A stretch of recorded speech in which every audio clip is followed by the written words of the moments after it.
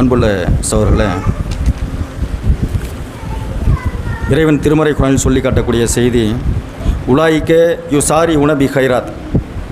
யார் அந்த மூன்றாவது பிரிவினர் இருக்கிறார்களோ அவர்கள் தான் நன்மையில் என்னிடத்தில் விரைந்தவர்கள். வகும் லகு சாபிஹுன், இவர்கள்தான் நம்மிடத்தில் முன்னிலைகளிலும் இருக்கக்கூடியவர்கள். எனது பேரொருள் இவர்கள் மீது தான் இருக்கிறது. சாபிகுன சாபிகுன், இவர்கள் மீது தான் என்னுடைய பேரொருள் இருக்கிறது.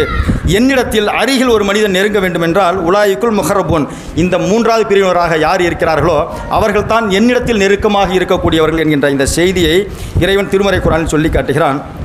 இதே போன்ற ஒரு செய்தியை அல்லாஹுடைய தூதர் காலத்தில் ஒரு சஹாபி அவர் அல்லாஹுடைய தூதரிடத்தில் சொல்லி காட்டுறாரு, அல்லாஹுடைய தூதர் அவர்களே, நான் சொர்க்கத்திற்கு செல்லணும், இதற்கு நான் என்ன செய்யணும்னாங்க. அல்லாஹ் திருமறை குர்ஆனில் சொல்லி காட்டியது போன்று நீங்கள் அந்த நன்மையான காரியத்தில் விரையக்கூடியவர்களாக இருக்கணும். நன்மை என்று வந்துவிட்டால் விரையக்கூடிய காரியமாக நீங்கள் விரைந்து செயல்படக்கூடியவர்களாக நீங்கள் இருக்க வேண்டும்ன்றாங்க. அதாவது மூன்றாவது நபராக நீங்கள் இருக்கணும். அல்லாஹ் சொன்னால் அந்த மூன்றாவது நபராக நீங்கள் இருக்கணும் அப்படின்றத செய்தியை சொல்லி காட்டுறாங்க. அவர் சொல்லி காட்டுறார், அல்லாஹுடைய தூதரே, அன்ன ரஜுலுன் அஸ்வத், ஒரு கருப்பு இன மனிதர். அவர் சொல்லி காட்டார், ஃபகால ரசூல்லா, அல்லாஹுடைய தூதர் அவர்களே, இன்னி ரஜுலுன் அஸ்வத், நானோ ஒரு கருப்பினத்தை சார்ந்த ஒரு மனிதராக நான் இருக்கிறேன். முன் தினுர்ரி, என்னிடத்தில் கடுமையாக துர்நாற்றம், என்னுடைய உடலிலிருந்து கடுமையாக துர்நாற்றம் வீசக்கூடியதாக இருக்கிறது. இன்னும் சொல்லி காட்டுறாங்க, கபியுல் வஹீஹி, என்னிடத்தில் பார்ப்பதற்கு ஒரு மனிதர் எப்படி விகாரமாக இருப்பாரோ, அருவருப்பாக இருப்பாரோ, அதில் நான் தான் முதன்மையானவனாக இருக்கிறேன், நான் தான் அந்த அருவருப்பாக இருக்கக்கூடிய ஆளாக இருக்கிறேன். லா மாலலி, என்னிடத்தில் எந்த பொருளாதாரமும் இல்லை. இப்போ அவர் சொல்லி காட்டக்கூடிய செய்தி, இன்ன ரஜுலுன் அஸ்வத், நான் ஒரு கருப்பு நிற மனிதன், என்னிடத்தில் முன் தினுர்ரி, நான் கடுமையாக துர்நாற்றம் வீசக்கூடியவனாக நான் இருக்கிறேன். கபியுல் வஹீஹி, நான் பார்ப்பதற்கு அருவருப்பாகத்தான் நான் இருப்பேன். லா மாலலி, என்னிடத்தில் எந்த பொருளாதாரமும் இல்லை, ஆனாலும் அல்லாஹ்விடத்தில் எனக்கு நன்மை சேர்க்கணும், நான் என்ன செய்யணும்னு கேட்டாங்க. நீ மூன்றாவது பிரிவினராக அதிகமாக நன்மையில் விரையக்கூடியவராக நீங்கள் இருக்கணும்னு சொன்னாங்க. அப்படி என்றால் அவர் சொல்கிறாங்க, அந்த காலத்தில் இந்த காலத்தில் நம்ம என்ன செய்தியை சொல்கிறோம்னா, தாவா பணியை செய்யுங்க, 5 வேளை தொழுகுங்க, தாவா பணியை செய்யுங்க, நற்காரியங்களை செய்யுங்க. ஒரு செய்தியை இன்னொரு மக்களுக்கு நீங்கள் சொல்லுங்கள், இதை செஞ்சால் தான் நீங்கள் உண்மையான முஸ்லீமா, மூன்றாவது பிரிவினராக நீங்கள் விரைந்து செயல்படக்கூடியவராக நீங்கள் இருப்பீங்கிற செய்தியை நம்ம சொல்கிறோம். அந்த காலத்தில் போரில் கலந்து கொள்வது தான் அவர்களுக்கு நன்மையை அதிகப்படுத்திக் கொள்வது. அவர் கேட்டார், நான் பார்ப்பதற்கு எப்படி இருக்கிற செய்தியெல்லாம் சொல்லிட்டார். கருப்பு, விகாரமாக, அருவருப்பாக, கடுமையான உடல் துர்நாற்றம் உடையவராக, எந்த பொருளாதாரமும் இல்லாத ஒரு மனிதர் பார்ப்பதற்கே என்னிடத்தில் பழகுவதற்கும் எதற்குமே தகுதி அற்றவர்களாக யாரை ஒருவர் சொன்னால் என்ன தான் சொல்லுவாங்க. இப்போ நான் என்ன செய்யணும்? அவர் சொல்கிறாரு, போர்க்களத்தில் நான் கலந்து கொள்கிறேன் இப்படின்றாங்க. போர்க்களத்தில் கலந்து கொண்டு அந்த போரில் நான் வெட்டப்பட்டு நான் வீர மரணம் நான் அடைஞ்சிடுறேன், ஷஹீதாயிடுறேன். அவர் கேட்கிறாரு, நான் எங்கே இருப்பேன்னு கேட்குறாரு அல்லாஹுடைய தூதரிடத்தில். அல்லாஹுடைய தூதர் அவர்களே, ஃபா ஐன அன, நான் எங்கே இருப்பேன்?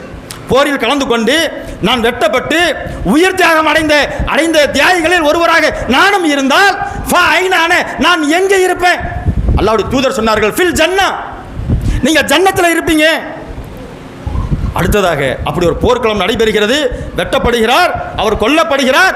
அவருடைய உடலை பார்த்துவிட்டு அல்லாஹ்வுடைய தூதர் அவர்கள் சொல்லி காட்டினார்கள், பையனல்லாஹி வஜ்ஹத், கருப்பு நிற மனிதர்னு சொன்னார்ல, அந்த மனிதருடைய முகத்தை அல்லாஹ் வெண்மையாக ஆக்கிவிட்டான். எதன் காரணத்தால் தெரியுமா? நன்மை என்று தெரிந்த பிறகு அதில் விரைந்து செயல்படக்கூடியவராக இருந்தார். அவர் செய்வார், இவர் செய்வார், என்னுடைய உயிரை நான் தியாகம் பண்ணுறேன், என்னுடைய உயிரை அல்லாஹ்வுடைய பாதையில் நான் தியாகம் செய்கிறேன். அல்லாஹ்வுடைய தூதர் சொன்னாங்க. உடனே அவர் இறந்துட்டாரு, அவருடைய முகத்தை நான் பார்த்தேன், பையனல்லாஹி வஜ்ஹத், அந்த முகம் கருத்து போயிருக்கிற அந்த முகம் அல்லாஹ் வெண்மையானதாக ஆக்கிவிட்டான். வா தையப ரீஹக், அவருடைய உடல், அவர் என்ன சொன்னார்? முன் தினுர்ரி, என்னிடத்தில் கடுமையான துர்நாற்றம் வீசுகிறது சொன்னார்ல, அல்லாஹ்வுடைய தூதர் அவர்கள் சொன்னார்கள், வா தையப ரீஹக், அவரிடமிருந்து பரிசுத்தமான வாசம் வருகிறது சொல்லிவிட்டு அல்லாஹ்வுடைய தூதர் அவர்கள் சொல்லி காட்டினாங்க, வா அஹ்தர மாலக், அவரிடத்தில் ஏராளமான செல்வங்கள் இருக்கின்றன, கடைசி செய்தியாக நன்றாக நினைவில் கொள்ளுங்கள், யார் நன்மையில் விரைந்து செல்கிறாரோ போருக்கு தான் போகணும்னு அவசியம் இல்லை.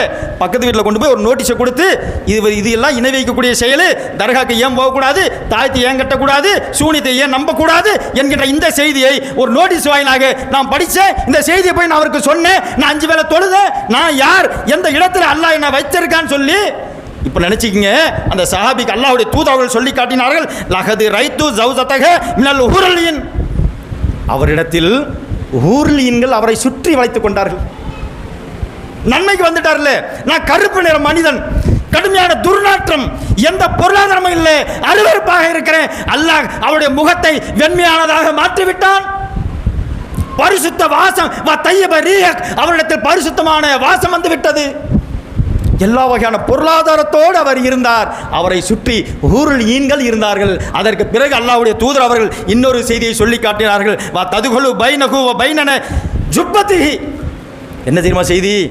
அவரை சுற்றி அவருடைய ஆடைகளை பிடித்துக்கொண்டு ஜுப்பான்னா ஆடைன்னு அர்த்தங்க. வா ஜுப்பத்திஹி, அந்த ஜுப்பாவுடைய ஓரங்களை பிடித்துக்கொண்டு ஹூருல் ஈன்கள் அவர்களோடு விளையாடி கொண்டிருந்தார்கள். இந்த உலகத்தினுடைய ஆசை, பொருளாதாரத்தினுடைய ஆசை, பிள்ளைகளுடைய ஆசை, இதை நல்ல பிஸ்னஸ், நல்ல கடை, நல்ல வாசல், இதெல்லாம் கொடுத்த காரணத்தினால் அல்லாவின் பாதையில் விரையாமல் இதெல்லாம் கொடுத்து இதெல்லாம் வாங்கிட்டோம். துவா செஞ்சோம், அல்லாஹ் கொடுத்துட்டான், இதெல்லாம் வாங்கிட்டோம். அல்லாவின் பாதையில் இந்த பிள்ளையை செலுத்தவில்லை என்றால், இந்த பொருளாதாரத்தை செலுத்தவில்லை என்றால், எனக்கான வீடு, எனக்கான மாடு எல்லாமே இருக்குது, ஆனால் அல்லாஹுக்கான வீடு இல்லை, அல்லாஹ்வை தொழுவதற்கான வீடு இல்லை, நிரந்தரம் இல்லை. நிரந்தரமான நன்மைகளை சேர்ப்பதற்கு சகோதரர்களே விரைந்து செயல்படுங்கள். ஏனென்றால் நீங்கள் இந்த உலகில் செய்யக்கூடிய இந்த அமல்கள் தான் நீங்கள் கபருக்குழிக்கு நீங்கள் சென்றாலும் நான் சென்றாலும் என்னிடத்தில் அந்த அமல்கள் எல்லாம் ஒன்று திரட்டிவிட்டு அல்லாஹ் கொண்டு வந்து சேர்ப்பான். என்னுடைய தாயோ, என்னுடைய தந்தையோ, எனது பெற்றோரோ, எனது உறவினரோ, எனது நண்பரோ எவருமே எனக்கு பயன் தராத ஒரு நாளை சந்திக்க போகிறோம். அந்த நேரத்தில் நாம் சேர்த்து வைத்து இந்த நன்மைகள், இந்த அமல்கள் இறைவிடத்தில் மிக பெரியதாக எடுத்து காட்டப்படும். அந்த கபருடைய வேதனையிலிருந்து நாம் தப்பிக்க வேண்டும் என்றால், நரகத்துடைய வேதனையிலிருந்து தப்பிக்க வேண்டும் என்றால், இஸ்லாம் கூறிய அந்த 3வது நபராக நாம் மாற வேண்டும் என்று சொல்லி, அந்த 3வது நபராக உங்களையும் என்னையும் அல்லாஹ் ஆக்கி அருள்வானாக என்று சொல்லி எனது உரை நிறைவு செய்கிறோம்.